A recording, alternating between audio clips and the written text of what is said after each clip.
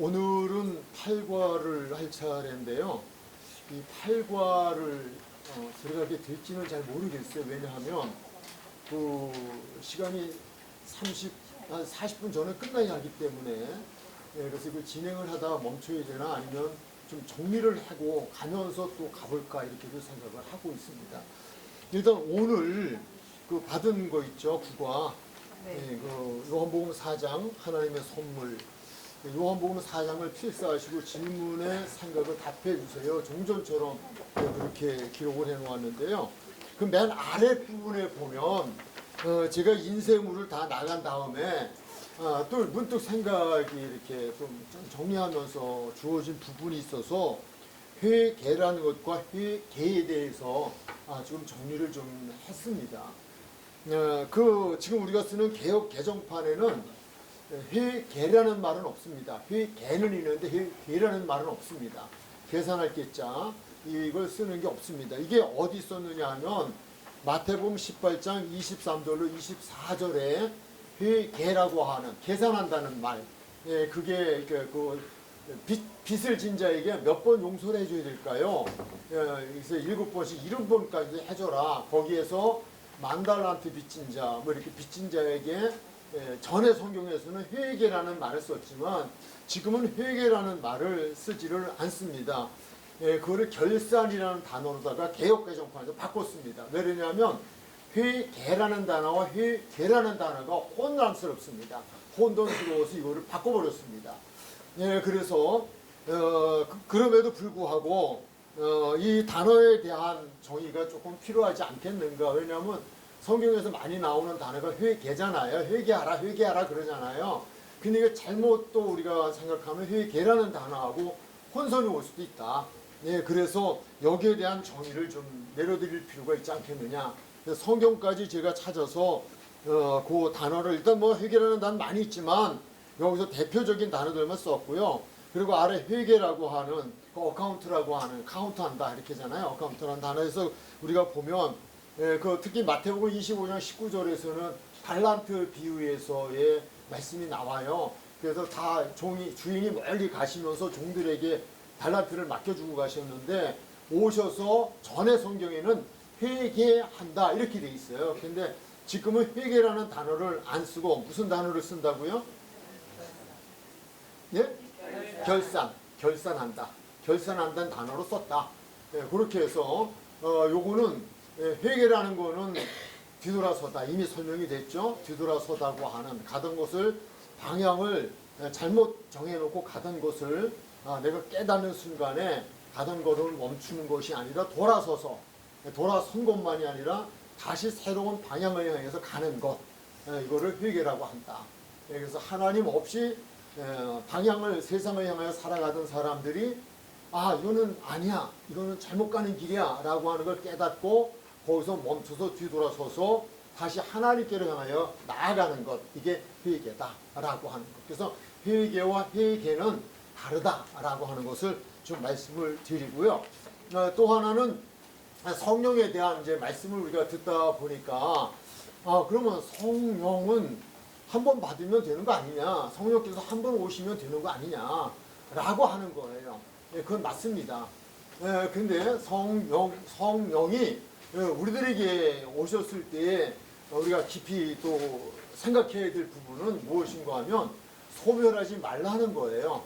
데살로니가전서 5장에 우리가 말씀을 보면 거기서 성령을 소멸하지 말라라고 그렇게 말씀을 해 주셨거든요. 근데 소멸이라고 하는 거를 학자들마다 설명을 조금 차이가 있게 해요. 어떤 이들은 완전히 없어지는 거다. 소멸, 완전히 없어지는 거다라고 이야기하는데 완전히 없어지는 건 아닙니다.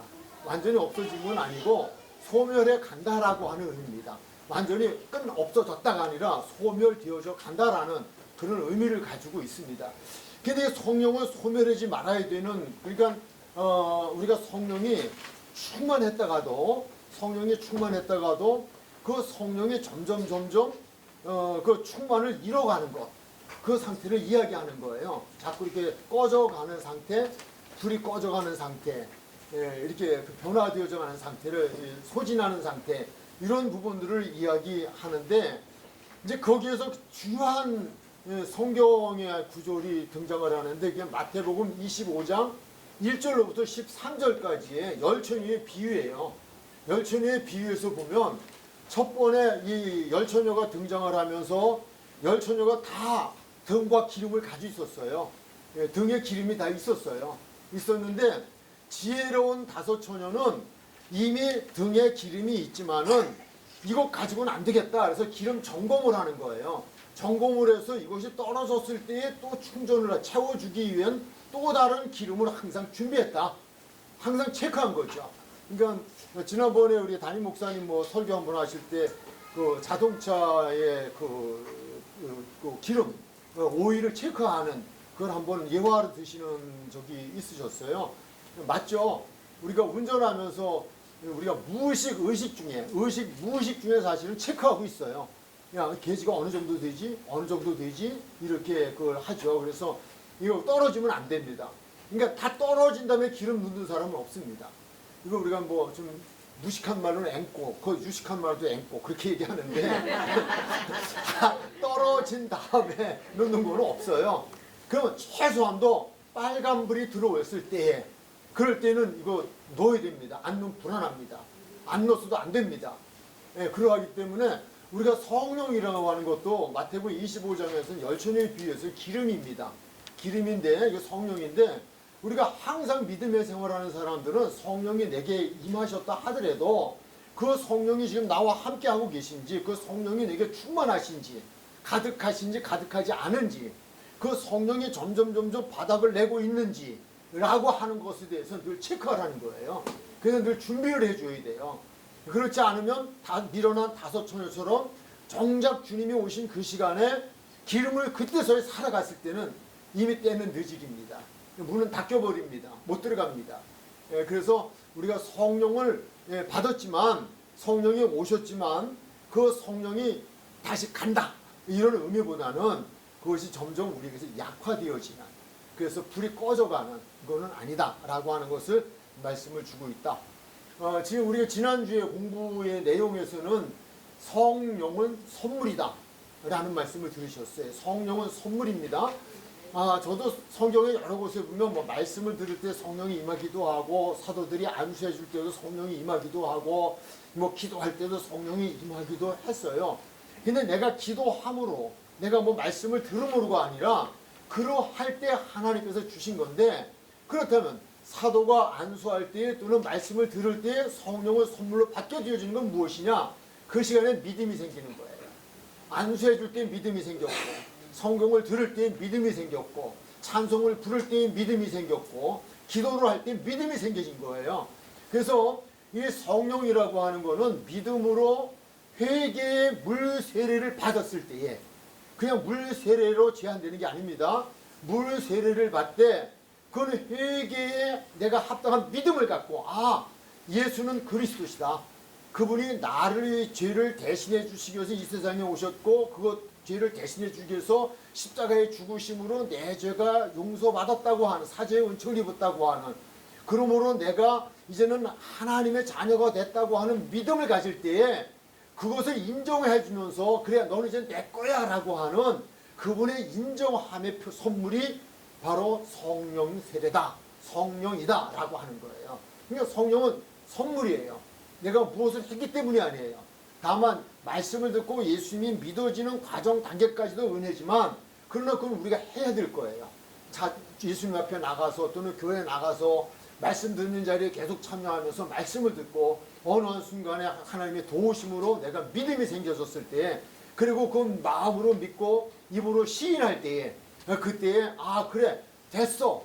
너는 그 믿음을 내가 받았어. 그 믿음 위에 주신 것이 선물인데 그 선물이 성령 세례다라고 하는 거예요.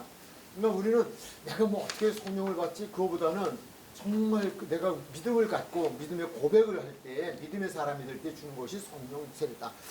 그래서 이제 제가 오늘 조금 더 8과를 가기 전에 좀 지난번 시간에 못다 했던 것이 그 과제에서 마치 소위로 확정하는 인치는 작업과 같다. 작업이다라고 하는 건 아니고요. 작업과 같다라고 하는 것에 대한 그 과제가 있어요. 계시록 13장 16절서부터 14장 5절까지 이어지는 그 말씀에 대한 부분에서 두 가지 인치는 것에 대한 것을 좀 말씀을 기록을 해 놓았었죠. 네, 거기에 보면 계시록 13장 16절로 18절은 마귀가 인치는 거예요. 마귀, 사탄이 인치는 거예요. 하나님만 인치시는 게 아니고 마귀도 인을 쳐요. 내 거다라고 하는. 그것이 결정적으로 무엇인가 하면 666이에요. 이마나 손등에 도장을 찍는 거예요. 근데 이 마귀는 이것을 무기로 갖는 거예요. 그래서 그 인을 받지 않으면 물건을 살 수가 없어요. 활동을 못해. 세상을 못 살아가요. 그리고 그 인을 받는 사람들은 다 마귀가 정해놓은 시간에 마귀에게 절을 해야 돼요. 그 시대가 이제 와줍니다.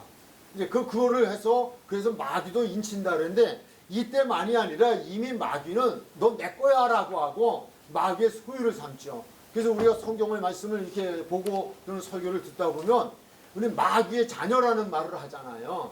우린 마귀의 자녀, 뭐 마귀의 자녀 이런 얘기 하잖아요. 전에 우린 마귀의 자녀였어요. 마귀의 자녀였는데 예수 그리스도를 통하여서 우리는 하나님의 자녀로 바뀌어진 거죠. 그러니까 마귀의 자녀, 하나님의 자녀. 이 자녀라고 하는 거는 족보상에 올라가는 거예요. 그래서 우리가 하나님의 백성이 되어지면 하나님 나라 생명책에 기록이 되어지는 거예요. 즉 하나님 나라 호적에 올라가게 되는 거죠. 그거를 지금 이야기해 주는 거예요. 그래서 이게 이제 계시록에 보면 마지막에 이런 작업들이 주어지는데 요거는 어떤 기회가 주어지면 더 말씀을 좀 드리기를 희망하고요. 분명한 것은 그 오른손이나 이마에 표를 받게 한다라고 하는 거예요. 근데 이 표는 정말 믿음, 우리가 하나님에 대한 절대적인 믿음, 예수 그리스도에 대한 절대적인 믿음, 그리고 이 믿음이 있지 아니하고는 이 표를 받을 수밖에 없어요. 왜냐하면 생명과 직결이 되어 있기 때문에 그래요. 그리고 이 표를 받지 않으면 물건을 매매할 수 없을 뿐만 아니라 이들은 다 체포하여서 며칠든지 목을 베어 죽인다라고 기록이 되어 있거든요. 그러니까 죽음 앞에서. 그러나 성경을 좀 더 깊이 보면 우리가 믿는 믿음은 부활이에요. 부활인데 성경에서는 3년 반 동안 이런 일이 진행될 거라는 거예요. 3년 반 동안 1260일 3년 반 동안이 진행이 되어지는데 3년 반 동안에 짐승의 표를 받지 않은 사람들은 물건을 매매를 못하니까 이 세상 살아갈 수가 없잖아요. 어떻게 살아가요? 물건을 매매를 못하는데. 그리고 이 표를 받지 않으면 마귀가, 즉 그때 마귀가 세상을 지배할 세대인데 그렇게 되면 며칠이지 다 죽인다고요. 죽이는데 죽여서 장례를 치르는 것도 아니고 길거리에다 그냥 내버려둬요 다. 그러면 버려져서 길거리에 널려져 있는 시체들이 이게 누구냐? 666표를 받지 않은 이들이에요. 근데 얼마나 두려워요. 너 죽인다는데 살아야 되잖아요. 육신적이면 거듭나지 않으면 육신적이잖아요. 육신의 일과 이런 세상일만 생각하면 감당이 안 돼요. 근데 우리 믿음의 사람들은 무엇을 믿느냐? 부활을 믿는데 어떤 부활이냐? 천국에서의 영생하는 부활을 믿는 거예요. 근데 성경에 분명히 시한을 줬어요. 얼마를 줬냐? 1260일이에요. 3년 반이에요. 그러니까 우리가 길어봐야 3년 반 더 사는 거예요. 우리가 예수를 배반하고 이 표를 받고 살아봐야 그렇고 이 표를 받지 않음으로 순교를 당한다면 3년 반 동안 죽는 게 아니라 자는 거예요. 그랬다가 살아나요. 성경에는 3일이라고도 기록을 해놓았어요. 마지막 클라이맥스에 3일이라고 하는. 이미 그래 살아봐야 내가 예수를 부인하고 내가 짐승이 주는 표를 받고 그리고 내가 세상에 물건을 매매하고 살아봐야 3일 더 사는 거라고요. 아니면 3년 반 더 사는 거라고요. 3년 반 더 살고 그리고 그 영혼이 지옥 가버리는 거예요. 그러나 우리는 3년 반 동안 죽는 게 아니라 주 안에서 죽는 자가 복이 있기 때문에 나는 영생을 믿기 때문에 부활을 믿기 때문에 내가 죽으면 그날에 내가 상급이라고 하는 믿어지는 믿음이 있다면 그러면 더 살면 뭐 할 거냐고요. 그러다 지옥 가면 뭐 할 거냐고요. 이 믿음이 있으면 우리는 이기는 거예요. 그래서 믿음이 이기는 거예요. 그래서 믿음이 중요한 거예요. 가능하면 사사로운 이야기를 좀 피해가려고 했는데 요즘 제가 지금 3일째 기도하는 새로운 기도의 제목이 있어요. 무엇인가 하면 이 시대를 분별하는 하나님 은혜를 지게 주십시오.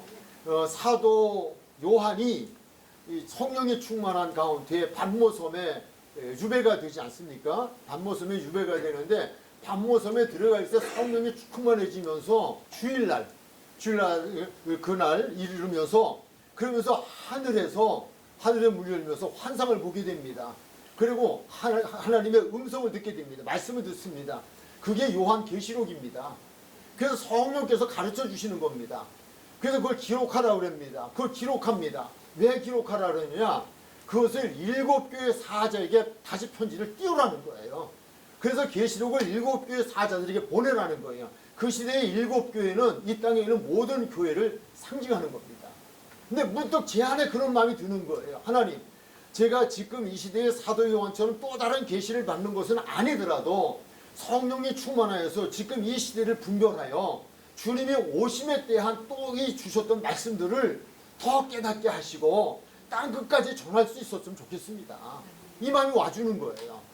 지금까지 응답하신 하나님께서 저를 어떻게 사용하실지 모르겠어요. 그러나 이 기도를 시작하게 하신 하나님께서 뜻이 있으라고 저는 믿고 있어요. 제 이야기가 아니라 우리는 이러한 마지막 때에 주어지는 이런 일들, 그리고 우리가 마귀의 소유가 되던 하나님의 소유가 된다고 하는 것, 이게 성령의 인치심과 관계 있다고 하는 것을 지금 말씀을 드리는 거예요.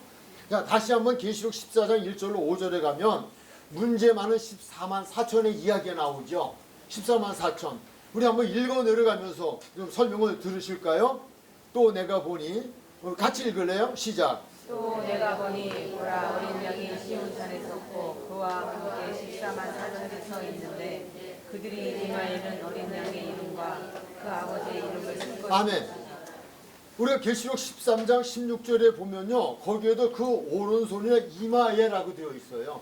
이마에 공통점이에요. 거기다 인을 쳐요. 마귀도 이마에 인을 치고요, 하나님도 이마에 인을 치셔요. 가장 보기 좋은 곳이에요. 가장 드러나는 곳이에요. 숨길 수 없는 곳이에요. 표시예요. 그 도장을 찍는다고요. 물론 육신적인 이런 것은 보이지가 않아요. 영적인 것이기 때문에 영으로 도장을 찍게 되고요, 영의 소유가 되어지는 거예요. 그래서 찍는데 어린 양의 이름과 그 아버지의 이름을 쓴 것이 있더라. 그러니까 14만 4천에 대한 이단의 이야기들이 많잖아요. 뭐 들어와야 14만 4천 된다. 지금 뭐 14만 3천이 되는데 1,000명이 모자란다. 빨리 들어와라. 뭐 이렇게 하고 있어요. 근데 여기 해답이 다 나와요. 근데 그들의 이마에는 무엇이 쳐져 있냐? 어린 양의 이름이에요. 어린 양이 누구셔요? 예수님. 어린 양. 봐라. 세상 죄를 제거하는 하나님의 어린 양이다. 라고 하잖아요. 예수님이에요. 예수님의 이름과 하나님의 이름, 곧 하나님의 이름이 거기에 쓰여 있어요. 이건 무엇을 이야기하는 거예요? 소유예요. 소유. 도장을 찍을 때 이건 내 거야 라고 하는 도장을 찍는 거예요. 소유를 말하는 거예요. 하나님의 소유가 되어지는 거예요. 2절 시작. 내가 하늘에서 나는 소리를 들으니 많은 물소리가 들었고 그 노래소리와도 같은데 내가 듣는 소리는 공허 못하는 자들이 그 공허를 하고 계속하세요. 그들이 모자 앞과 내 재물과 장로들 앞에서 새 노래를 부르니 땅에서 성령함을 받은 14만 4천 밖에는 능히 이 노래를 배울 자가 없더라. 아멘. 아주 중요한 구절이 4절에 나와요. 이 사람들은 여자와 더불어 더럽히지 아니하고 순결한 자라 어린 양이 어디로 인도하든지 따라간다며 사람 가운데에서 성령함을 받아 처음 익은 열매로 하나님과 어린 양에게 속한 자들이니. 신천지가 아니에요. 그 누구도 아니에요. 어느 교회도 아니에요. 답이 나와 있잖아요. 이 사람들이 누구예요? 4절이 이 사람들이 14만 4천이잖아요. 14만 4천이 누구라고 지금 설명이 되어 있어요? 여자와 더불어 더럽히지 아니하고 믿음의 정죄를 지킨 사람들이에요. 이 여자라고 하는 거는 우리가 사람의 것을 이해도 사람을 포함할 수 있는 그것만은 아니에요. 영적인 간음을 의미하고 있어요. 그러니까 우리가 하나님 앞에서 믿음을 지키는 사람들인데 어떤 사람들이냐? 순결한 자다. 순결한 자가 누구냐? 어린 양이 어디로 인도하든지 따라가는 자예요. 어디로 인도하든지. 그럼 어린 양이 누구예요? 예수님. 예수님은 무엇이 육신이 되어? 말씀이 육신이 오셨어요. 어린 양을 따라간다는 건 무엇을 따라가는 거예요? 그분의 실체가 없어요. 지금 실체가 없다고요. 그 어린 양이 실체가 있어야 따라갈 거 아니에요. 그렇게 말하잖아요. 어린 양은 말씀이에요. 하나님 말씀이에요. 하나님이 무엇이라고 말씀하시더니 무엇이든지 말씀하시든지 내 이성의 판단과 어떤 경험 그 문제가 되지 않아요. 하나님 그렇게 말하지 않으셨어요. 정말 내가 이해되지 않는 부분을 정말 알아들을 수 없는 말씀을 많이 하셨어요. 그러니까 여기서 분명한 건요, 하나님의 말씀이 어떤 말씀을 하시든지 그대로 따라가는 거예요. 어린 양이 어디로 인도하든지 어디로. 근데 어디로 인도하든지는요, 때로는 내가 그분을 말씀을 따라가는 길이 험한 길일 수도 있어요. 그 길이 죽음의 길인 것 같은 것도 있어요. 망하는 길인 것도 같을 수 있어요. 따라가는 그 길이. 근데 우리의 믿음은 뭐예요? 하나님은 어떤 분이셔요? 우리를 위해 무엇을 주신 분이에요? 당신의 생명을 주신 분이에요. 생명을 주신 분이라고요. 우리를 지옥에서 건지시기 위해서 사람이 되어 오신 분이에요. 그분은 아낄 것 없이 모든 것을 다 주신 분이에요.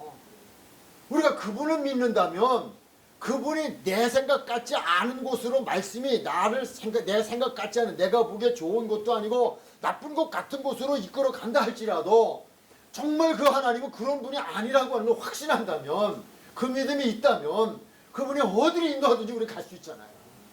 왜? 그분이 좋으신 분이니까. 나를 구원하기 위해 생명까지 내주신 분이고, 나를 위해 천국을 준비해 놓으신 분이고, 그것을 주시기 위해 이 땅에 오신 분이고, 우리의 은혜를 주시는 분이시잖아요. 무엇을 아낄 수 있었어요? 아낄 거 없이 다 주셨잖아요. 근데 그분이 우리를 그렇게 인도하. 근데 우리 이런 걸 경험하죠. 지금은 이해가 안 돼요. 지금은 내가 당하는 고난이 이해가 안 돼요. 그런데 시간이 지나고 나니까 하나님을 사랑하는 자, 곧 그 뜻대로 부르심을 입은 자들에게 모든 것이 합력해 선을 이루게 하셨네. 사람은 진의 성향 그래도 조금 깨닫는다고요. 마치 자식이 부모를 이해하지 못한 것과 같아요. 절대 이해하지 못해요. 이해가 참 어려워요. 그 자식은요, 나이가 50이 되고 60이 되도요, 70, 80이 된 부모의 마음도 이해 못해요. 할 것 같아도요. 언제 이해하냐? 자기의 나이가 지금 이해 못하던 그때가 그분이 이해 못한 행동을 했던 그 나이가 되어지면 그때 이해가 되어져요. 우리 부모님이 그랬구나. 그래서 나한테 그렇게 한 거구나. 그래, 내가 그때 깨달았더라면. 하나님의 은혜도 마찬가지예요. 그러니까 어디로 인도하든지 따라가는 자라고 하는, 어디로 인도하든지 따라가는 사람이라고 한다면, 그런 이들이라고 한다는 얘기는, 이거는 내가 생각해서 좋은 것을 취사 선택하여 따라가는 것이 아니에요. 하나님의 말씀은 내가 취사 선택하여 좋은 것만이 아니라는 거예요. 왜? 나보다 나를 더 잘 아시고 나를 지으신 분이시고, 나는 잠시 후회를 몰라요. 잠시 후회를 모르잖아요. 지상에 낙원이 어디 있어요? 하와이? 아니요. 어디라고 생각하세요? 지상에 낙원이 있을까요? 있다. 지상에 낙원이 있다. 오케이. 자, 원사님 말씀해 주실 수 있으시겠죠? 생각이니까. 예. 에덴 동산? 그럴 수도 있어요. 자.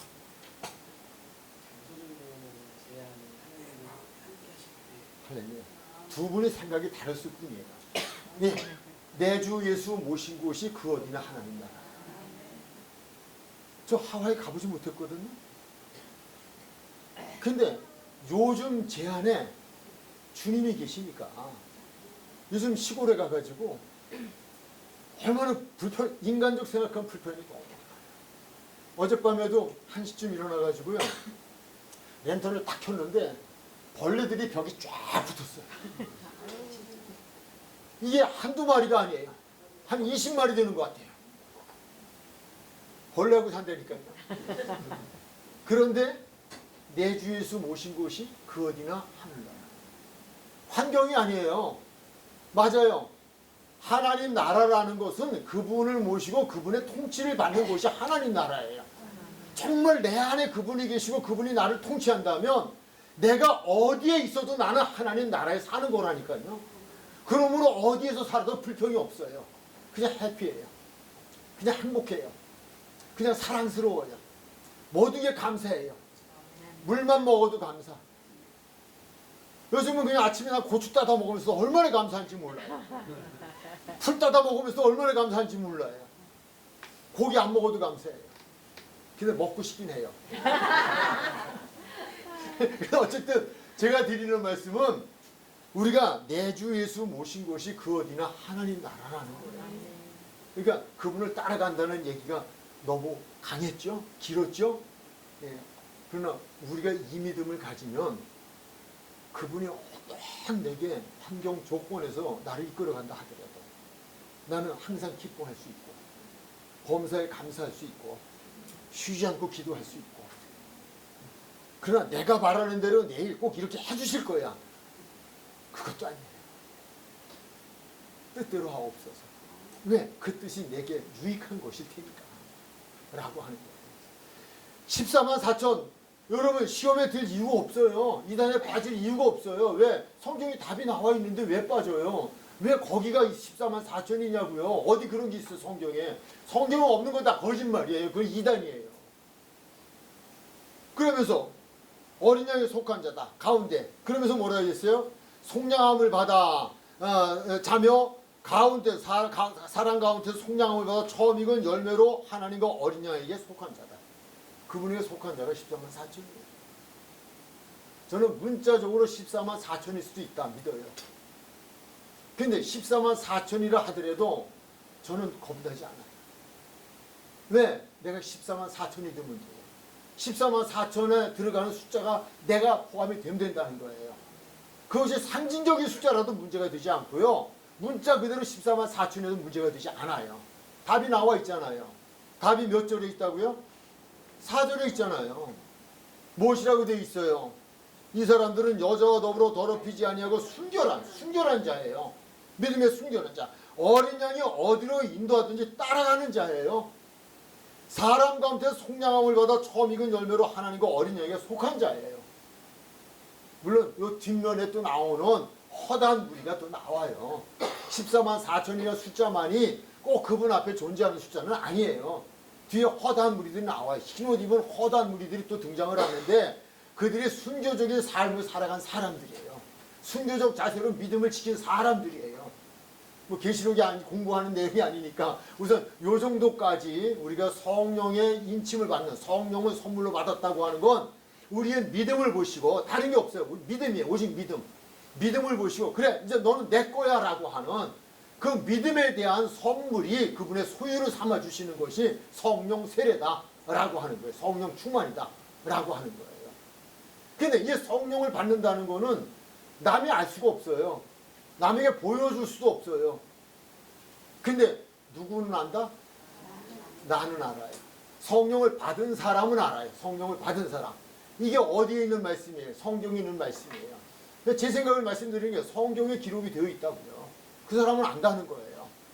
근데 개인적인 차이는 있을 수 있어요. 느낌의 차이도 있을 수 있어요. 이런 경우에요. 또 좀 하나 예를 좀 들어서 좀 확인을 해둘 필요가 있을 것 같은 말씀드리는데요. 제가 어떤 이제 억울한 일을 예를 드는 거예요. 또 실제 있었던 일들이기도 하고 억울한 일을 이렇게 만나요. 또 억울한 소리를 들어요. 근데 그럴 때는 그 오늘 뭐 목사님 말씀 중에 뭐예요? 뭐라 그랬어요? 그 쏘가지 부리는 거. 예? 예, 감정에 대한 그게 있을 수 있어요. 사람들에게 있을 수 있어요. 근데 있기 때문에 그 순간 나도 모르게 정말 막 그리고 험담을 좀 하려고 할 때 내 안이 썰렁해지는 얘기죠. 좋아요. 하는 동안은 흥분돼야 되잖아요. 내 마음이 썰렁해지면서 이건 아닌데. 이건 성령께서 싫어하는 거예요. 내 안에 계신 성령이 지금 싫어하고 계십니다. 성령을 받은 사람들은 삶에서 그러한 나름대로의 표적이 있다. 표시가 있다고요. 자기는 안다고요. 내가 지금 무언가를 그분의 말씀대로 살아야 하는데 어떤 상황이 그렇게 되지 못하여서 그렇게 되지 못한 어떤 마음의 생각이라든지 또는 언어의 심사라든지 그런 거 그게 딱 어떤 상황이 주어질 때는 내 안에서 성령께서 탄식하는 게 들린다니까요. 근심하는 게 보여진다니까요. 그러니까 그게 내 마음에 그게 느껴지는 거예요. 편치 않아요. 그러니까 내가 손해를 보아도 말씀대로 하고 나면 성령께서 박수를 쳐주시고 내 안에서 평안을 주시고 잘했어라고 하는 칭찬해 주시는 그게 내 자신 안에서 그 알아진다고요. 이게 성령을 받은 사람은 남은 몰라요. 남은 모르는데 나는 알고 있다는 거예요. 성령이 지금 나와 함께하고 계신지 나를 떠나신 건지 성령이 지금 내게 충만한 건지 충만하지 않은 건지 이걸 알 수 있다는 거예요. 그래서 성령에 대한 말씀을 좀 드렸습니다. 그래서 그 마지막 이제 결론에 보면 나는 물 세례를 믿고 받았는가 성령 세례를 받았는가 물과 성령으로 거듭난 사람은 자신이 안다. 요한복음 3장 6절로 8절 한번 준비된 분들은 한번 읽으실까요? 시작.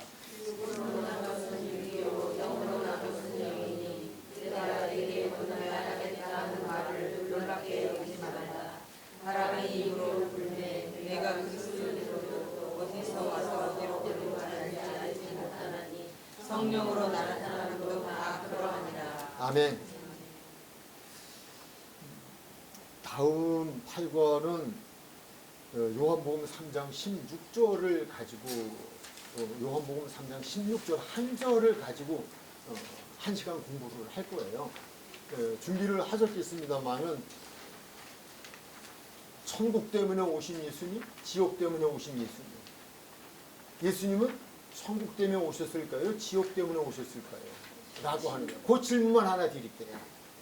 제목을 무시해버리시고 그냥 여러분이 가지고 있었던 생각 또는 이 말씀을 준비하면서 또 나름대로 내린 결론 괜찮으셔요. 예수님은 천국 때문에 오셨을까요? 지옥 때문에 오셨을까요? 다. 저는 천국만 있다면 예수님 오실 필요 없어요. 천국만 있다면 예수님 오실 필요가 없어요. 하나님이 이 세상에 오실 필요가 없어요. 천국만 있는데 뭐하러 오셔요? 그렇잖아요. 다 천국 갈 건데. 오실 필요가 없어요. 제가 이 말씀을 이 공부를 준비하면서 그러면서 성령께서 제 마음에 주신 마음이 그거예요. 내가 이 세상에 온 것은 하나님께서 이 세상에 사람이 되어 오신 것은 그것은 천국 때문에 온 게 아니야. 지옥 때문에 왔어. 저한테 그렇게 말씀해 주시더라고요. 깜짝 놀랐어요. 그리고 정말 그런 거 하고 묵상하면서 또 기도하는데 그렇잖아요. 천국만 있다면 하나님이 오실 필요가 없잖아요. 왜 와요? 천국만 있다면 오실 필요가 없어요. 근데 천국의 반대적인 지옥이 있기 때문에 오신 거예요. 지옥 갈 사람 때문에 오신 거지 천국 갈 사람 때문에 오신 게 아니라니까요. 그래서 무엇이라고 말씀했어요? 다시 누가복음 5장 32절에서 뭐라고 말씀하셨어요? 내가 의인을 부르러 온 것이 아니요 죄인을 불러 회개시키러 오노라. 의인을 위해 오신 거 아니에요. 이미 천국사 다 준비된 사람들 뭐하러 오셔요? 그렇잖아요. 양 99마리 어떻게 하셨어요? 놔뒀어요. 괜찮았어요. 한 마리 때문에 길 놨으신 거라니까요. 한 마리 때문에 길을 떠나셨다니까요. 한 마리 찾으러. 잃어버린 양이 뭐예요? 그게 지옥 간 사람들 아니에요. 그러니까 예수님이 하나님이 사람이 되어 이 땅에 오신 것은요. 저가 자기 백성을 저의 죄에서 구원하게 오신 것이지 구원받지 못할 사람들이 있어서 그 사람들 놀려고 오신 게 아니라니까요.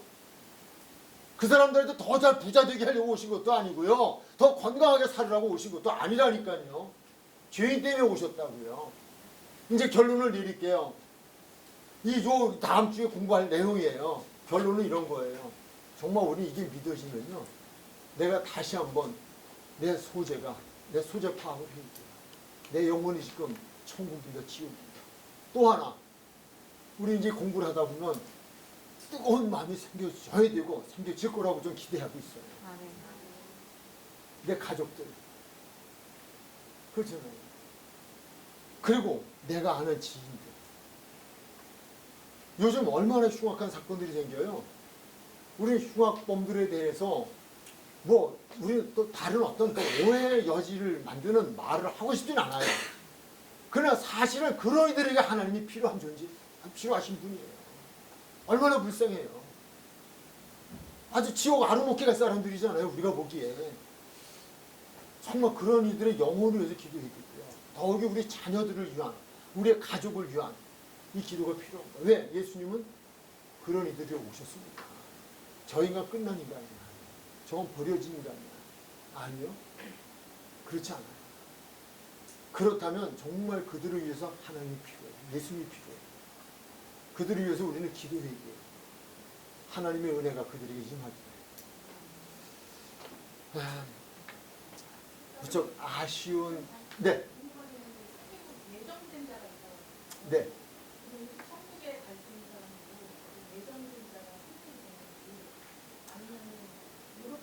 선악과를 만들어 놓으셨잖아요. 선악과를 만들어 놓으셨는데 하나님은 그거 아예 안 만들어 놓으시거나 먹지 않게 하실 수도 있으신 분이에요. 근데 우리에게 자유의지라는 걸 주셨어요. 얼마나 그분의 말씀에 순종하냐 안 하느냐가 중요해요. 물론 선제적인 은총은 있어요. 제가 죄된 것은 하나님의 은혜예요. 하나님의 은혜인데 우리는 그 은혜를 구해야 되는 거예요. 제가 말씀드렸잖아요. 저는 여기에서 제 사역이 멈추고 싶지 않아요. 그런데 그 제가 욕심이 아니라 제 마음에 주신 소원이라고 생각해요. 더욱이 이제는 주님의 재림이 가까웠다고 한다면 또 이제는 말세론이 굉장히 극성을 부릴 거예요. 이럴 때마다 말세론은 굉장히 극성을 부렸어요. 혹세 무민의 시대를 만들 거예요. 근데 이때야말로 말세의 복음을 전할 사람이 필요하다고 저는 보아지는 거예요. 그런데 그렇다면 그러하듯이 그래서 우리가 자꾸 전하는 것도 뭐예요? 자유의지를 하나님이 주셨기 때문에 자유의지에 의해서 내가 그 하나님 말씀을 듣고 하나님 먹지 마라 그러면 내가 먹고 싶어도 우리는 할 수 있는 게 있어요. 기도예요. 애통이에요. 하나님 저거 내가 오늘 쳐다보면서 껄떡껄떡거렸어요. 하나님 정말 먹고 싶어요. 근데 하나님이 먹으면 죽는다 그러셨어요. 하나님 어떻게 하면 죽어요? 다른 것 때문에 애통하는 자가 복이 있는 게 아니에요. 내가 그분의 말씀대로 살아야 하는데 그분의 말씀대로 살 수 없도록 자꾸 무엇인가 나를 유혹하기 때문에 그런 거예요. 예정론이 완전하다면 그럼 우리는 아무것도 해야 할 게 없어요. 하나님이 다 하셔요. 그럼 우리는 그냥 로봇이나 아니면 우리는 인형일 수밖에 없어요. 자유의지를 주세요. 선악과를 만들어 시작부터가 그래요. 선악과를 만들어 놓으시고 이것을 먹는 자는 죽는다는 거예요. 내 말이 죽는다면 죽는 거야. 먹지 마라고 하신 거예요. 근데 인간은 끊임없이 그것을 먹으러 가요. 먹고 싶어 해요. 보암직도 하고 만짐직도 하고 만지고도 싶고 보기도 좋고 먹고도 싶고 그게 우리의 그러나 그것이 믿음이라는 거예요. 그분에게 구하고 그분이 도와주시면 우리는 할 수 있어요. 그게 은혜예요. 그 예정이라면 그런 예정의 부분이 있어요. 내가 구했더니 그분이 내게 은혜를 주시고 응답을 주셔서 내가 그 마음이 없어지는 거예요. 저는요, 우리가 이제 믿음 생활을 하다 보면 그런 게 있잖아요. 지난번에 권사님 이거 모른다 그랬는데, 이건 안 돼요. 근데 이거 모른다 그랬는데, 예를 들면요, 저도 목사잖아요. 정말 마시고 싶고 환장하면 마실 수밖에 없어요. 어떻게 마시고 싶고 환장스러운 게. 그럼 어디에서? 혼자 뒷골목에 가서 했든지, 마시든지, 이불 속에서 마시든지, 이거 하고 싶고 환장하면 그럼 숨어서라도 해. 인간이 내가 무엇을 안 했다? 아니요. 저는 전적인 하나님 은혜라고 생각해요. 근데 그 은혜는 바로 성령을 선물로 주신 것처럼 그런 은혜의 선물도 하나님이 구하는 자에게 주신다. 내가 몸부림치는 자에게 주신다는 거예요. 그런 의미에서는 전적 예정론은 성경이 그렇게 말씀을 했어요. 예정했다, 택했다. 그런 말씀 주셔요. 물론 다음에 구절도 보면 거기 오직 은혜에 대한 얘기 제가 기록을 했죠. 그분이 우리를 찾아왔고 그분이 우리에게 해주시고 그런 얘기들. 설명이 부족하면 나중에 다시 저한테 개인적 질문을 해주시고요. 또 제가 한 주일 동안 가서 기도하면서 거기에 대한 답변에 제 스스로가 부족했다고 생각하면 기도하면 성령의 도움을 받아서 다시 말씀을 드리도록 할게요. 자, 기도하겠습니다. 하나님 감사합니다. 오늘 연합 집회가 있어서 이렇게 말씀을 마치려고 합니다. 기억나게 해 주옵소서. 생각나게 해 주옵소서. 말씀에 사로잡힌 우리들, 그래서 말씀이 어디로 인도하든 따라가는 하나님의 사람 모두 되게 하여 주옵소서. 예수님의 이름으로 기도했습니다. 아멘.